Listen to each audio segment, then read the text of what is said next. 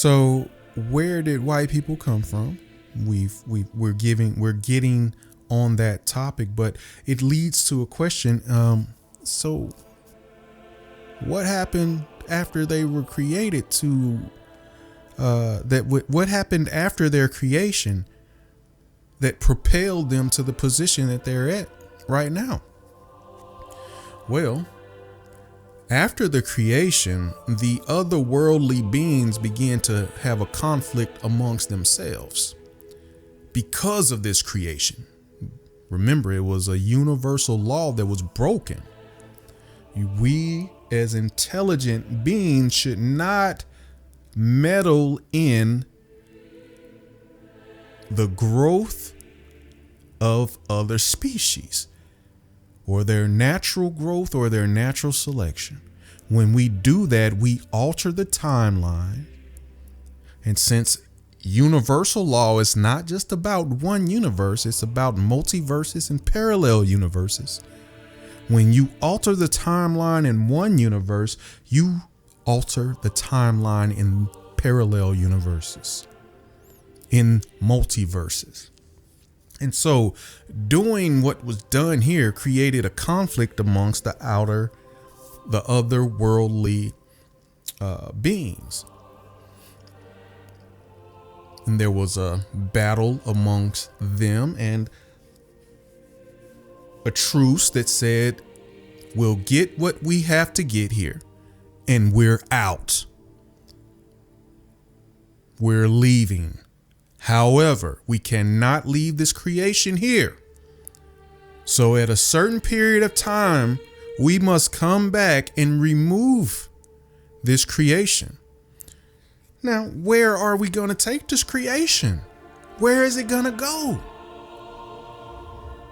Well, the ancient books are kind of silent on that aspect, but I can tell you what. As the white race began to absorb its power, truly understanding that it would not be a slave.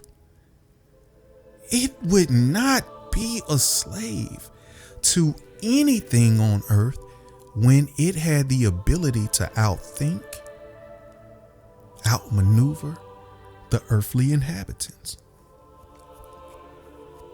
So the white race began to do what any fifth grader would do in a kindergarten class. It began to take over. However, the masses of the earthly beings decided to push the white people out of the better part of the earth into surrounding areas, mainly into Europe, into the Caucasus areas.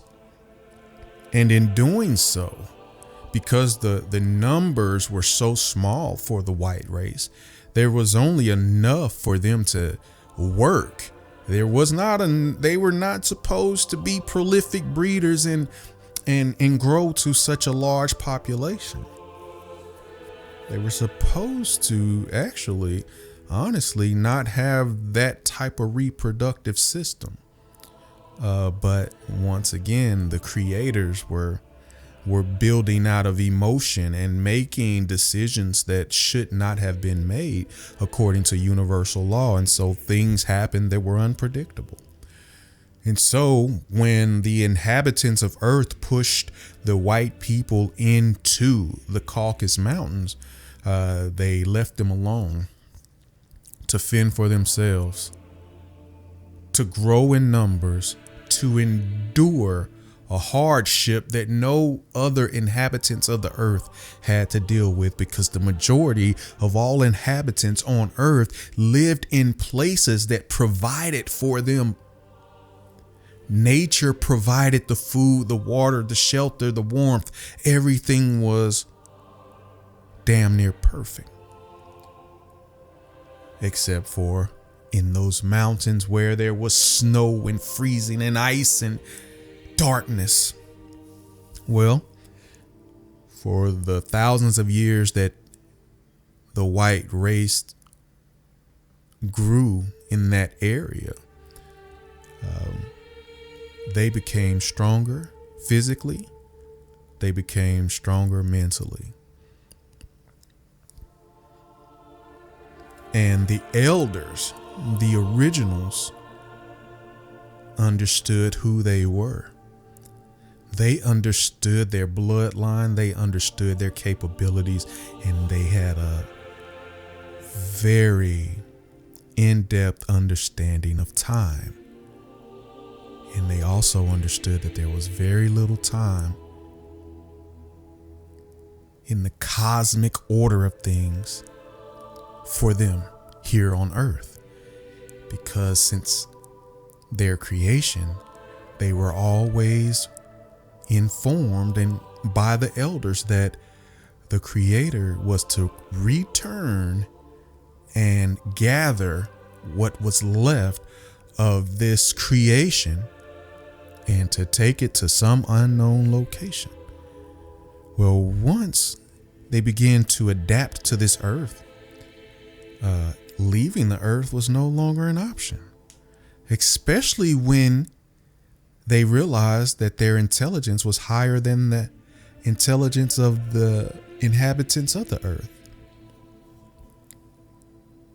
So the elders grew private organizations within inside of the white race that would continue to propel the bloodline, strictly keeping it tight enough to make sure that that otherworldly blood stayed strong within the elect few, the select few that understood their origins and that understood what their fate could be when the creators returned. So the elders over time chose and select men and women who would continue to propel the information forward. And in doing so, they created plans on how they would proceed in dominating the world.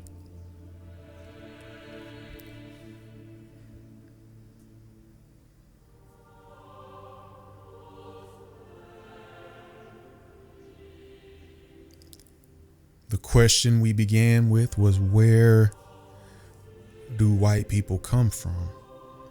And where we are right now in the conversation is a hidden history of white people. A history that will not rely on, and that does not rely on books. These histories are passed mouth to ear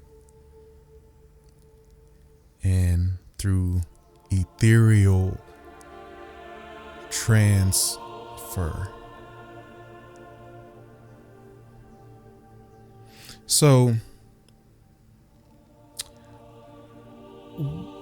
what we have is a species that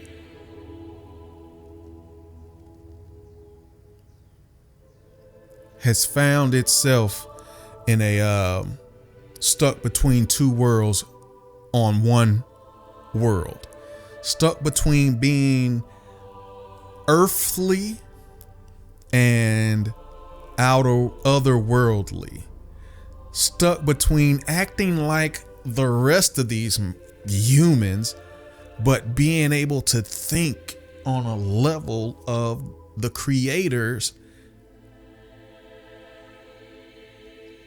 being able to master things that meant nothing to the earthly inhabitants, but everything to the otherworldly inhabitants that came and that mixed DNA with the earthly inhabitants that created the white people. Now, I want you to pay attention. We never said that they were bad guys. How could they be when they are what they are? It's not good. It's not bad. What it is, it's a transgression against the law, universal law. The entire creation is a transgression against universal law. However, that does not make the creation bad. That makes the creator a criminal.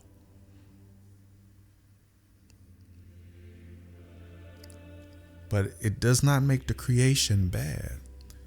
And so we're at a point where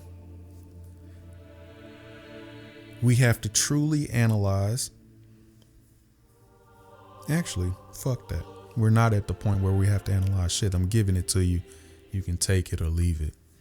So once they were sufficient in numbers and their plans were able to be worked out, then they began to exit the mountains of the Caucasus, Europe. But what they wanted was not initially, it was not to just come out and straight take over the world. There were things they needed to gather. They needed information on who they were.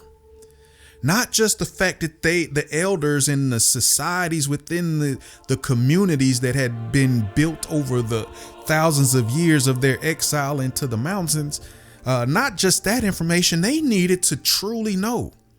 And there was more to know.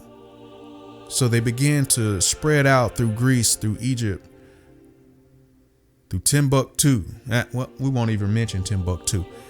We'll say through Egypt, through Africa, through India, to find the traces of their parent and to learn of their earthly siblings. And what they learned was that the earthly siblings, their earthly brothers, were very obnoxious, caught up in themselves, simple,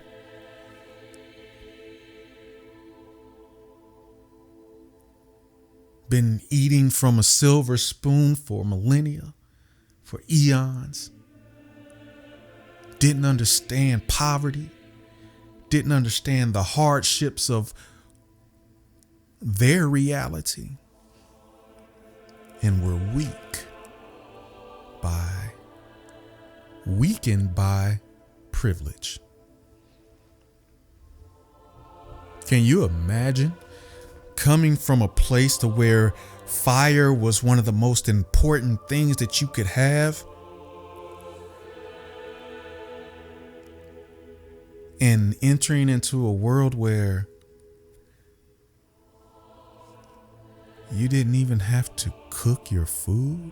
You didn't have to chase it down and heat it up, or you didn't have to go out here and wear animal clothes to make sure that you didn't die in the wintertime. You didn't experience these frigid temperatures that made your bones hard as stone. You didn't have to live in caves and mountaintops and mountainsides. You're walking around with luxuries of nature. You were primed for the picking if you were the privileged, because you didn't understand what hardship was. And so as they walked around this earth, they understood there was no army, no people that could match them because of what they have been through for thousands of years. No one could match their force, their strength, their desire, their will, their ability to take over what the rest of the world had taken for granted. And how do we know the rest of the world had taken it for granted? Because the rest of the world lost it. You don't lose things that you don't take for granted. You don't lose things that you don't take for granted. I guarantee you. The earth lost it. The natural inhabitants of the earth lost it.